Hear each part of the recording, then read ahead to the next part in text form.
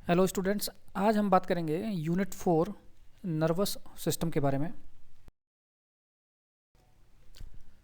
ये सिलेबस है, ऊपर एनाटमी नीचे फिजियोलॉजी। सिलेबस काफ़ी वास्ट है, काफ़ी टॉपिक हैं जो आपने शायद पहले ना सुने हों। तो पेशेंस के साथ स्टेप बाय स्टेप एक एक चीज़ हम समझेंगे।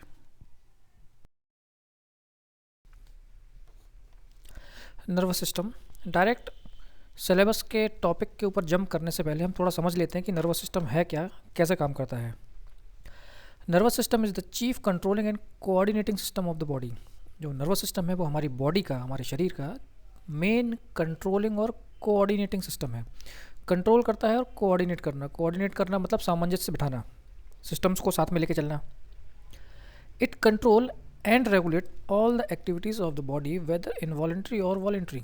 अब ये हमारे शरीर की जितनी भी एक्टिविटीज़ हैं उनको रेगुलेट करता है, उनको कंट्रोल करता है। अब वो एक्टिविटीज़ हो सकता है वॉलेंट्री हो यानी कि ऐच्छिक हो, या इनवॉलेंट्री हो यानी कि अनैच्छिक हो। Adjust the individual to the given surrounding, और जो भी इंडिविजुअल है यानी कि कोई पर्सन है वो जिस भी सराउंडिंग में है, जिस भी एनवायरनमेंट में है, वहाँ पर आपको एडजस्ट कराने के लिए कोशिश करता है। एक एग्जांपल से समझते हैं। सर्दियों में जब भी आप गर्म पानी से नहाते हैं तो नहाने के बाद आपको ठंड लगती है, मतलब नहाने के पहले आपको ठंड लग रही थी, गर्म पानी से नहाया तो आपको और ठंड लगती है जब भी आप बाहर आते हैं। लेकिन आ, दूसरी साइड अगर आप ठंडी का मौसम में है, आपको ठंड लग रही है, आप नहाने के लिए जा रहे हैं, वो ठंडे पानी से नहाते हैं और फिर बाहर आते हैं तो आपको ठंड थोड़ी कम लगती है। ऐसा क्यों होता है? ऐसा इसलिए होता है, हमारी बॉडी में थर्मो रेगुलेटरी मैकेनिज़्म होता है। थर्मो रेगुलेटरी मैकेनिज़्म मतलब थर्मल यानी कि जो हीट है, ताप है, उसको रेगुलेट करने वाला मैकेनिज़्म, कि बॉडी में कितनी हीट होनी चाहिए या नहीं होनी चाहिए सराउंडिंग के हिसाब से। तो जब आप अपने ऊपर गर्म पानी डालते हैं तो थर्मो रेगुलेटरी मैकेनिज़्म एक्टिवेट होता है और वो देखता है कि बाहर हीट है, तो बाहर गर्मी है, तो हीट प्रोडक्शन जो है वो थोड़ा स्लो हो जाता है, कम हो जाता है, क्योंकि बाहर तो गर्म पानी आप डाल रहे हैं तो उस हिसाब से सेंसेशन जाता है। जो रिसेप्टर्स हैं वो सिग्नल लेके जाते हैं ब्रेन तक, और सिग्नल ये आ रहे हैं कि बाहर तो हीट है, गर्म है। तो जो थर्मो रेगुलेटरी मैकेनिज्म है वो हीट जनरेशन या हीट प्रोडक्शन कम कर देता है, कम कर देता है। इसलिए जब भी आप बाहर जाते हैं तो आपको फिर ठंड थोड़ी ज़्यादा लगती है, क्योंकि बॉडी में हीट कम बन रही है। लेकिन जब आप ठंडे पानी से नहाते हैं तो होता क्या है, जो सराउंडिंग है, एनवायरनमेंट है, वो थोड़ा और ठंडा हो रहा है। आपके रिसेप्टर्स सिग्नल रिसीव कर रहे हैं और आपके ब्रेन तक जा रहे हैं सिग्नल कि बाहर ठंड ज़्यादा है। तो आपका थर्मो रेगुलेटरी मैकेनिज़्म, ब्रेन उस थर्मो रेगुलेटरी मैकेनिज़्म को एक्टिवेट करता है कि मोर हीट प्रोडक्ट करे, ज़्यादा हीट प्रोडक्ट करे। इस वजह से जब भी आप ठंडे पानी से नहाते हैं और बाहर आते हैं, इसलिए आपको ठंड कम लगती है, ठंड भाग जाती है, जिसे हम बोलते हैं। तो नर्वस सिस्टम का काम क्या है? जो भी सराउंडिंग है, जो भी एनवायरनमेंट है, वहाँ पर हमको एडजस्ट करने के लिए हमारे जितने भी सिस्टम हैं उनको रेगुलेट करता है, उनको कंट्रोल करता है। This is based on the special property of sensitivity, conductivity and responsiveness of the nervous system. अब एक कंट्रोल, रेगुलेट, कोऑर्डिनेट करने का जो काम है नर्वस सिस्टम करता है, तो ये कैसे कर पाता है? इसके पास कुछ स्पेशल प्रॉपर्टी है या कुछ स्पेशल पावर है, जो कि है सेंसिटिविटी, कंडक्टिविटी और रिस्पॉन्सिवनेस। सेंसिटिविटी मतलब क्या होता है? सेंस करना, आभास करना। कंडक्टिविटी, किसी भी सिग्नल को या चीज़ को एक जगह से दूसरी जगह तक ले जाना। एंड रिस्पॉन्सिवनेस यानी कि कुछ रिएक्शन करना, रिएक्ट करना। जैसे कि हमारी बॉडी में पेनक्रियास एक ऑर्गन है, एब्डोमेन में रहता है। ये इंसुलिन सिक्रेट करता है। इंसुलिन का काम क्या है? ब्लड शुगर को मेंटेन करके रखना। जब हमारी बॉडी में ब्लड शुगर, जो कि नॉर्मली होनी चाहिए 199 से 140 नॉर्मल रेंजेस की, अगर आप कोई भी कार्बोहाइड्रेट प्रोडक्ट लेते हैं जिसमें ग्लूकोज, जिसका एंड प्रोडक्ट जो है ग्लूकोज है, तो ये ब्लड शुगर को बढ़ाता है। ब्लड शुगर अगर बढ़ेगा तो ये सिग्नल ब्रेन तक जाएगा। ब्रेन पेनक्रियास को एक्टिवेट करेगा, रेगुलेट करेगा कि इंसुलिन का सिक्रीशन बढ़ाए। इंसुलिन का सिक्रीशन बढ़ेगा तो जो ब्लड शुगर लेवल है वो नॉर्मल रेंज में आ जाएगा। यही सिस्टम है जिससे हमारा नर्वस सिस्टम हमारी बॉडी को, उसके फंक्शन को रेगुलेट करता है और कोशिश करता है कि जो भी सराउंडिंग है, जिस भी एनवायरनमेंट में हम हैं, वहाँ पर हम एडजस्ट कर पाएँ। जैसे कि एक और एग्जांपल ले लेते हैं, हेमरेज। हेमरेज मतलब होता है एक्सेसिव ब्लीडिंग होना, डायरिया, लूज मोशन होना, वॉमिटिंग, आपको मालूम ही है। तो इन 3 चीज़ों में क्या होता है, ब्लड या फ्लूइड लॉस बहुत होता है शरीर से, बॉडी डिहाइड्रेट हो जाती है। डिहाइड्रेट मतलब फ्लूइड की कमी हो जाती है। तो ऐसी कंडीशन में जो यूरिन फॉर्मेशन का एक प्रोसेस होता है, यूरिन बनना, उसका प्रोसेस हमारी बॉडी या हमारा जो नर्वस सिस्टम है, ब्रेन है, यूरिन फॉर्मेशन के प्रोसेस को स्लो कर देता है ताकि फर्दर और फ्लूइड लॉस ना हो। तो इस तरीके से हमारा नर्वस सिस्टम काम करता है, जिससे हम गिवन सराउंडिंग जो भी स्थिति है उसमें आराम से रह पाएँ, एडजस्ट कर पाएँ।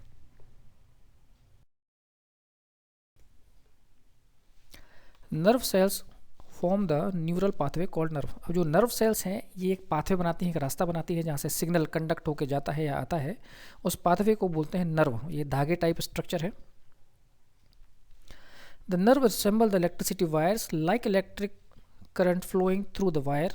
द इम्पल्स, सेंसरी और motor are conducted through the nerves. अभी नर्व्स को या नर्व हैं, इनको हम इलेक्ट्रिसिटी वायर जैसा बोल सकते हैं। जैसे इलेक्ट्रिसिटी वायर करंट को एक जगह से दूसरी जगह तक ले जाते हैं या कंडक्ट करते हैं, ठीक वैसे ही नर्व्स स्टिमुलस को एक जगह से दूसरी जगह तक ले जाती है। जैसे कि हमने बात की थी कि कुछ गर्म लगा या चुभा आपके हाथ में या ठंडा लगा, तो ये आपको मालूम कैसे चलता है, इसका आभास कैसे होता है। ये नर्व उस सिग्नल को आपके ब्रेन तक ले जाती है, वायर टाइप वायरिंग पूरी होती है। फिर आपने हाथ हटाया, अब ये कैसे हुआ, आपके ब्रेन ने जब ऑर्डर दिया, मोटर एक्टिविटी कराई, सेंसरी सिग्नल ले जाती है, मोटर कुछ एक्टिविटी करवाते हैं, तो आपका हाथ पीछे हुआ। ये भी नर्व के थ्रू ही होता है। 2 टाइप की नर्व होती है, आगे हम समझेंगे इसको। तो जो नर्व है वो वायर टाइप होती है, इलेक्ट्रिसिटी वायर टाइप होती है। जैसे इलेक्ट्रिक कंडक्ट होती है, ठीक वैसे ही ये सिग्नल या जो भी स्टिमुलस है उसको एक कंडक्ट करते हैं। The sensory impulses are transmitted by sensory afferent nerve from the periphery. अब जो सेंसरी इम्पल्स हैं, सेंसेशन यानी आभास होना, एहसास होना, ये इम्पल्स ट्रांसमिट होती हैं सेंसरी नर्व। इन सेंसरी नर्व को हम afferent नर्व भी बोलते हैं।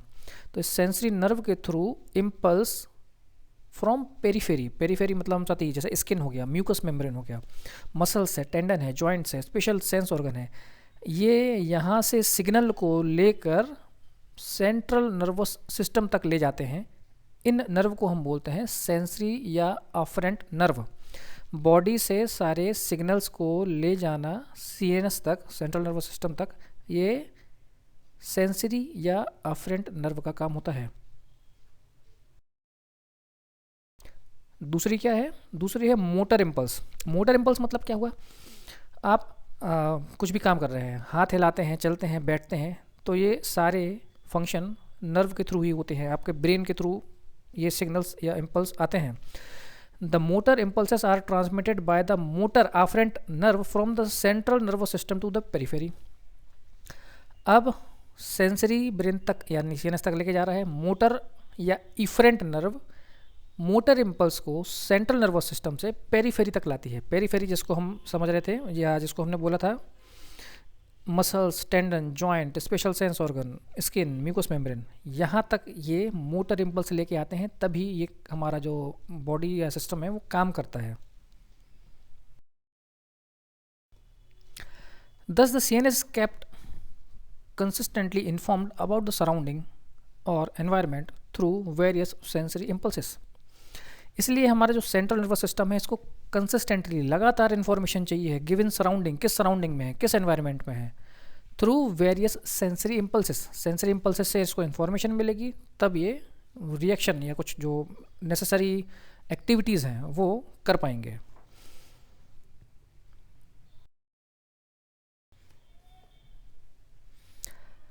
ये पैराग्राफ बाद में समझते हैं, पढ़ते हैं, पहले का एग्जांपल ले लेते हैं। आप जिस भी स्टेट में हैं वहाँ पर एक स्टेट गवर्नमेंट होगी। स्टेट गवर्नमेंट में एक हेल्थ मिनिस्ट्री होती है, स्वास्थ्य मंत्रालय। अब ये जो हेल्थ मिनिस्ट्री है ये जितने भी आपके स्टेट में डिस्ट्रिक्ट हैं उनको कोऑर्डिनेट करेगी, हेल्थ रिलेटेड जो भी इश्यूज़ हैं उनको। माना कि आपके डिस्ट्रिक्ट में जो फीमेल्स डाटा, यहाँ से हर डिस्ट्रिक्ट से डाटा जाता है कैपिटल में। अब आपके डिस्ट्रिक्ट से डाटा क्या है कि ये पर्टिकुलर आपके डिस्ट्रिक्ट में जितने भी लोग हैं रहते हैं, ये एनीमिक हैं। एनीमिक हैं मतलब कि इनमें ब्लड की थोड़ी कमी है। तो हेल्थ मिनिस्ट्री क्या करेगी, उस पर्टिकुलर डिस्ट्रिक्ट में, आपके जो ज़िले में आयरन की टैबलेट्स हैं वो डिस्ट्रीब्यूट कराए या कुछ और मेजर्स ले, ताकि जो ब्लड की कमी है, एनीमिया की कमी है उस डिस्ट्रिक्ट के लोगों में, वो ख़त्म किया जा सके, उसको मैनेज किया जा सके। ठीक वैसे ही CNS है। सेंसरी इम्पल्सिस पेरीफेरी से इंफॉर्मेशन ले जाके CNS तक ले जाती हैं। CNS जो कि समझ लीजिए सरकार है, गवर्नमेंट है। अब पढ़ते हैं इस पैराग्राफ को। The CNS is turn bring about a necessary adjustment to the body by issuing appropriate order which are passed on as motor impulses to the muscles, vessels, viscera and glands. Information CNS तक गई, कुछ ज़रूरी adjustment करने थे, इसके लिए फिर CNS order देता है या ऑर्डर इशू करता है किसको, मसल्स को, वेसल्स को, विसरा को या ग्लैंड को, through motor impulses. Motor impulses के थ्रू आपकी मसल्स को या जो वेसल्स हैं या जो विसरा है, ऑर्गन है या ग्लैंड है, इनको ऑर्डर देते हैं कब कौन सा हार्मोन सिक्रेट करना है या क्या मूवमेंट करना है। The adjustment of the organism to the given surrounding is most important function of the nervous system, without which it will not be possible for the organism to survive. आप जिस भी surrounding में है उसमें adjustment करने के लिए या एडजस्टमेंट करने का जो काम है, फंक्शन है, ये नर्वस सिस्टम का है और ये बहुत इंपॉर्टेंट है। अगर सराउंडिंग, गिवन सराउंडिंग में आप एडजस्टमेंट नहीं कर पाते हैं तो आप सर्वाइव नहीं कर पाएंगे।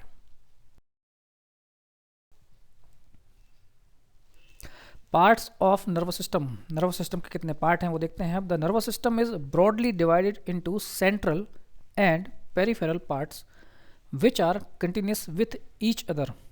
नर्वस सिस्टम दो पार्ट में डिवाइड है मेनली, तो सेंट्रल और पेरिफेरल, और ये एक दूसरे से कंटिन्यूस यानी कनेक्ट रहते हैं। डायग्राम से समझते हैं। लेफ्ट साइड में जो डायग्राम है वो सेंट्रल नर्वस सिस्टम का है। सेंट्रल नर्वस सिस्टम में आता है ब्रेन और स्पाइनल कॉर्ड। राइट साइड में आप डायग्राम देख रहे हैं, ये है PNS यानी कि पेरिफेरल नर्वस सिस्टम। ये सारी नर्व्स हैं जो कि स्पाइनल कॉर्ड से ओरिजिनेट हुई हैं, निकली हैं। पेरीफेरी हमने जो एक टर्म थोड़ी देर पहले देखी थी, ऑर्गन, मसल, जॉइंट्स, स्किन, वहाँ पर सब जगह इनकी सप्लाई होती है। यहाँ से सिग्नल स्पाइनल कॉर्ड तक ले जाती हैं, स्पाइनल कॉर्ड से सिग्नल जाता है ब्रेन तक, वहाँ पे उसके बारे में इंफॉर्मेशन जो भी मिलती है उस हिसाब से ब्रेन ऑर्डर देता है एडजस्टमेंट करने के लिए। फिर मोटर सिग्नल जो है वो ब्रेन से स्पाइनल कॉर्ड, फिर स्पाइनल कॉर्ड से ये जो पेरिफेरल नर्व्स हैं, मोटर नर्व्स हैं, जो वहाँ तक जाता है और पर्टिकुलर जो भी एक्शन होना होता है वो होता है। तो ये मेनली दो है, सेंट्रल और peripheral. Central nervous system CNS include. CNS में क्या क्या है अभी हमने डायग्राम में देखा। Brain which occupy the cranial cavity and contain the higher governing centre.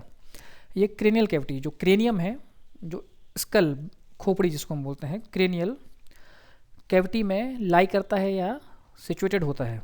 And contain the higher governing centre, और जैसे कि एक गवर्नमेंट में जो हम बोलते हैं सेक्रेटरिएट होता है, जहाँ पर सारे मंत्रालय होते हैं, जैसे टेक्सटाइल मिनिस्ट्री है या हेल्थ मिनिस्ट्री है, होम मिनिस्ट्री है, एविएशन मिनिस्ट्री है, अलग अलग मंत्रालय होते हैं एक सरकार में।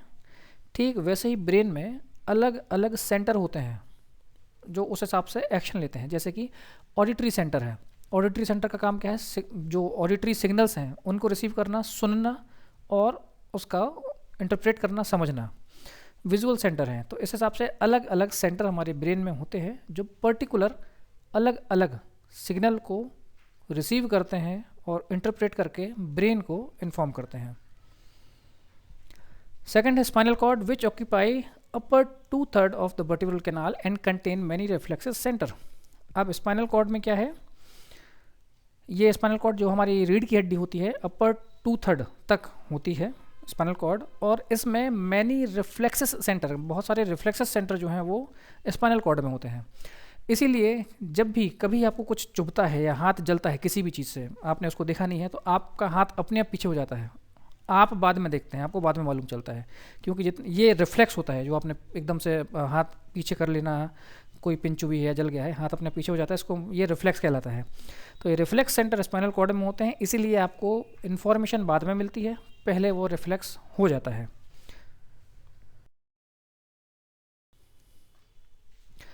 तो ये सीएनएस, ब्रेन और स्पाइनल कॉर्ड अपर 2/3 वर्टिब्रल कॉलम तक ये रहती है, यहाँ से ही फिर नर्व्स निकलते हैं। सीएनएस हमने समझ लिया है, सेंट्रल नर्वस सिस्टम। अब हम बात करेंगे पेरिफेरल नर्वस सिस्टम के बारे में। पीएनएस इज सब डिवाइडेड इनटू 2 कंपोनेंट। अब जो पेरिफेरल नर्वस सिस्टम है या पीएनएस है, ये फिर 2 कंपोनेंट में डिवाइड होता है, जिसमें से पहला है cerebrospinal nervous system is somatic component of the peripheral nervous system. ये सोमैटिक कंपोनेंट है, यानी कि ऐच्छिक वाला समझ लीजिए इसको, वॉलेंट्री वाला, जो हमारी इच्छा से होता है। Which include 12 pair of cranial nerve and 31 pair of the spinal nerve. इसमें क्या होता है, 12 जोड़ी होती है क्रेनियल नर्व की, जो कि हमारे ब्रेन से निकलती हैं, इसलिए क्रेनियल नर्व कहलाती हैं। And 31 pair of spinal nerve, यानी 31 जोड़ी स्पाइन से जो नर्व निकलती हैं, उनको हम स्पाइनल नर्व बोलते हैं। It innervate the somatic structure of the head. अब ये जितना भी सोमेटिक स्ट्रक्चर है उसको नर्व सप्लाई करते हैं, जैसे कि head, neck, limb, body wall and mediate somatic sensory and motor function. और जितने भी सेंसरी या मोटर फंक्शन है वॉलेंट्री, उनको एक्ट करते हैं।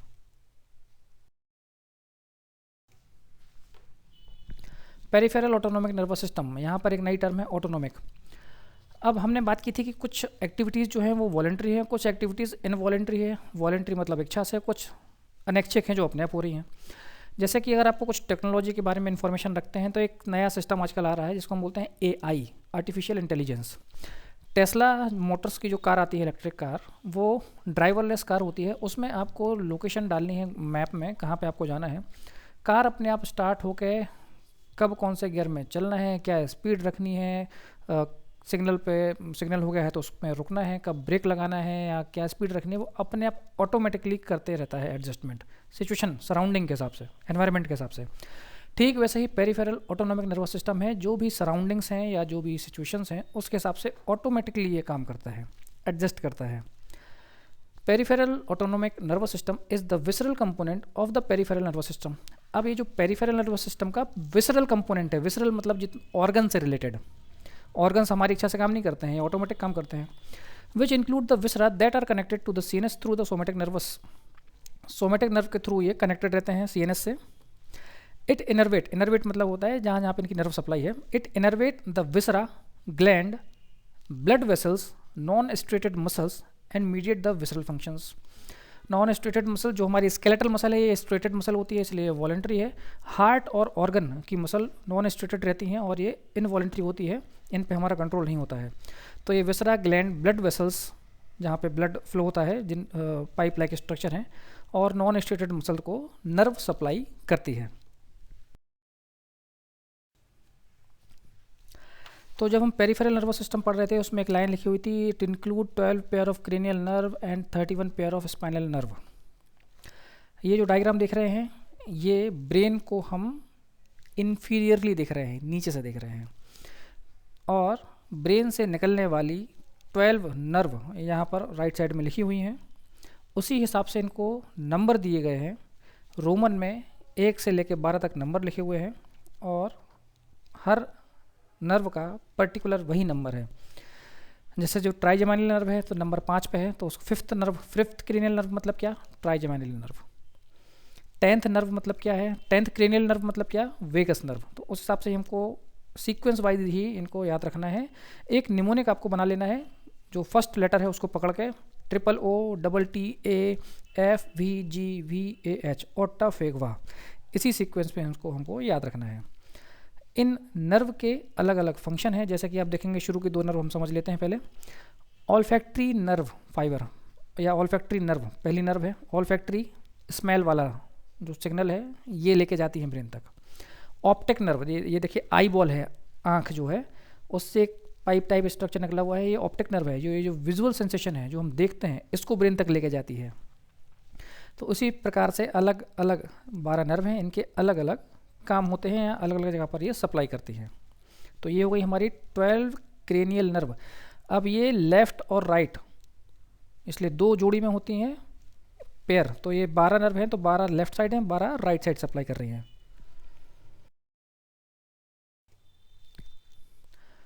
12 क्रेनियल नर्व के बाद अब हम बात करेंगे 31 स्पाइनल नर्व के बारे में। स्पाइनल नर्व के जो नाम है वो उनकी लोकेशन के हिसाब से दिए हुए हैं।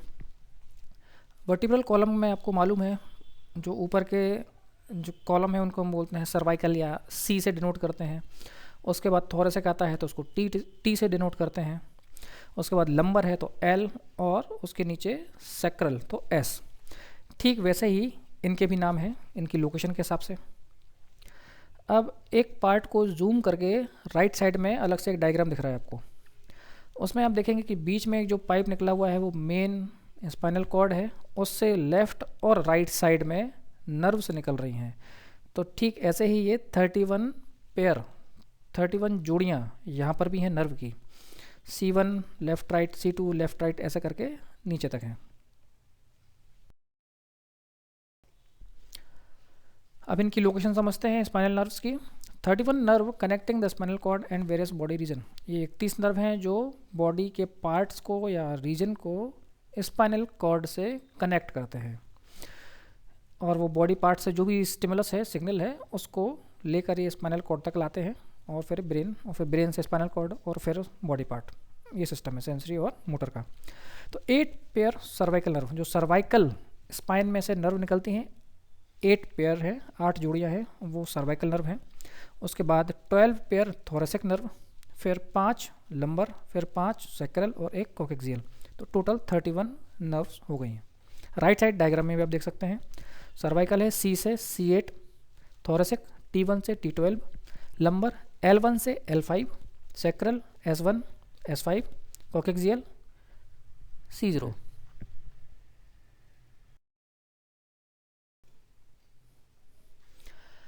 Cell type of nervous system देखते हैं। नर्वस सिस्टम में कितने प्रकार के सेल हैं। The nervous tissue is composed of 2 distinct type of cell. Nervous tissue में 2 अलग अलग प्रकार की सेल होती हैं, जिसमें से पहली है न्यूरोग्लिया, नॉन एक्साइटेबल सेल। पहली न्यूरोग्लिया है जो कि नॉन एक्साइटेबल है या इसमें उद्दीपन नहीं होता है।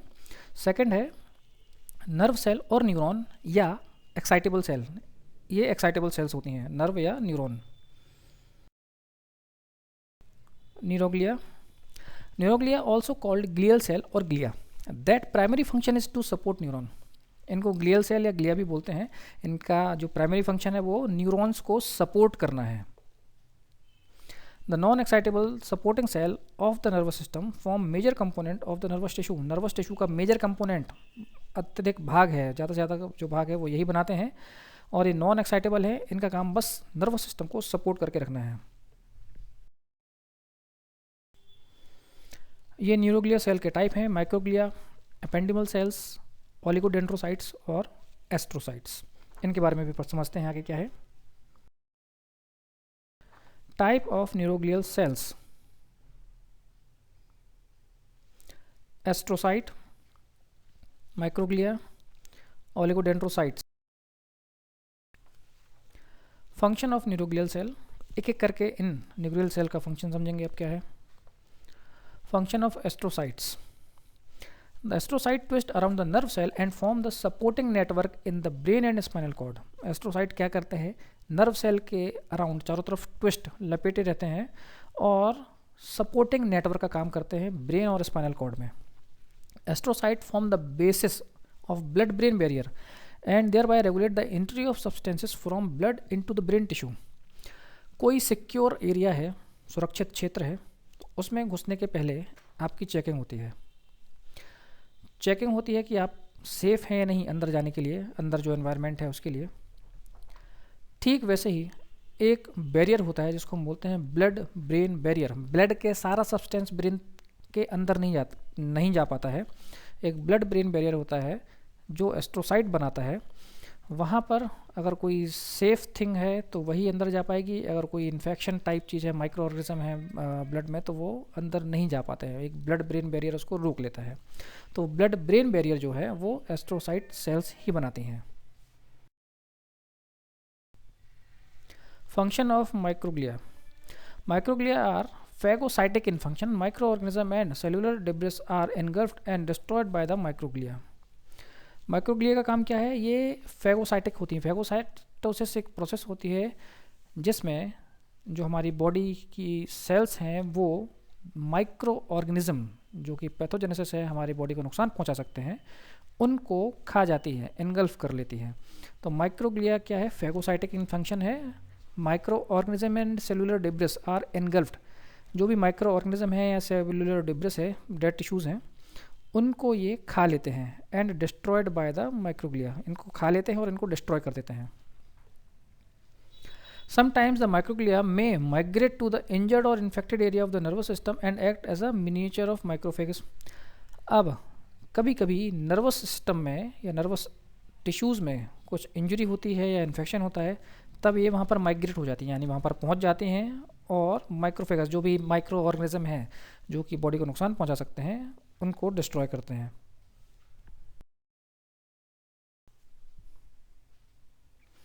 Function of oligodendrocytes. Oligodendrocytes are responsible for the formation of myelin sheath around the nerve fiber in central nervous system. Oligodendrocytes का काम क्या है? ये माइलिन जो नर्व्स होती हैं उनके ऊपर माइलिन शीट बनाते हैं, कवर बनाते हैं, जो कि नर्व कंडक्शन का काम करते हैं. अगर ये माइलिन शीट डैमेज हो जाती है तो जो नर्व्स हैं या न्यूरॉन्स हैं ये अच्छे से सिग्नल ट्रांसमिट या कंडक्ट नहीं कर पाते हैं.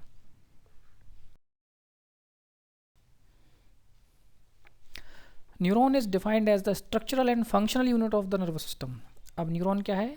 नर्वस सिस्टम की स्ट्रक्चरल और फंक्शनल यूनिट है. फंक्शनल मतलब काम करने वाली, काम वाली यूनिट है. It is otherwise called nerve cell. इसको नर्व सेल भी बोलते हैं. Neuron is like any other cell in the body have nucleus. जो बॉडी में दूसरी सेल्स होती हैं ठीक वैसे ही नर्व या न्यूरॉन्स होते हैं, नर्व सेल होती हैं, इनमें भी न्यूक्लियस होता है. However it is different from other cell because, फिर भी ये बॉडी की दूसरी सेल से डिफरेंट होती हैं, अलग होती हैं, क्योंकि न्यूरॉन हैज़ ब्रांचेस और process called axon and dendrites. Neuron में कुछ ब्रांचेस होती हैं, कुछ प्रोसेस होती हैं जिनको हम एक्सॉन या डेंड्राइट्स कहते हैं. Neuron does not have centrosome, so it can not undergo division. Neuron cells में या नर्व जो सेल होती हैं इनमें सेंट्रोसोम नहीं होता है. इस वजह से ये इनमें जो समसूत्री अर्धसूत्री विभाजन है, ये जो डिवीज़न है वो नहीं होता है.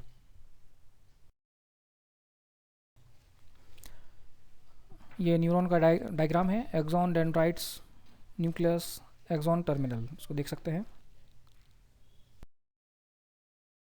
Of neuron.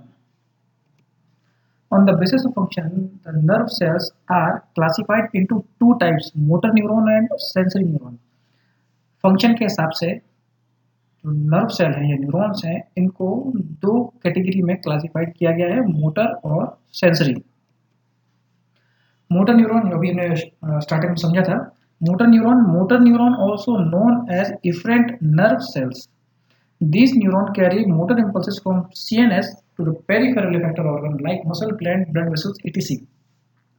जो मोटर न्यूरॉन है ये मोटर इम्पल्स को CNS ब्रेन से पेरिफेरल ऑर्गन तक ट्रांसपोर्ट करते हैं या कंडक्ट करते हैं. Sensory neuron are also called afferent nerve cells. इनको afferent नर्व सेल भी बोलते हैं. These neurons carry the sensory impulses from periphery to the central nervous system. ये सेंसरी न्यूरॉन पेरिफेरी से सेंसरी इंपल्स लेकर रिसीव करके सीएनएस तक ले जाते हैं. इस क्लास में हमने स्ट्रक्चर ऑफ न्यूरोग्लिया, न्यूरॉन और इनके फंक्शंस समझ लिए हैं. बेसिक नर्वस सिस्टम जो है उसको समझ लिया है. आगे के टॉपिक हम नेक्स्ट क्लास में डील करेंगे. Thank you.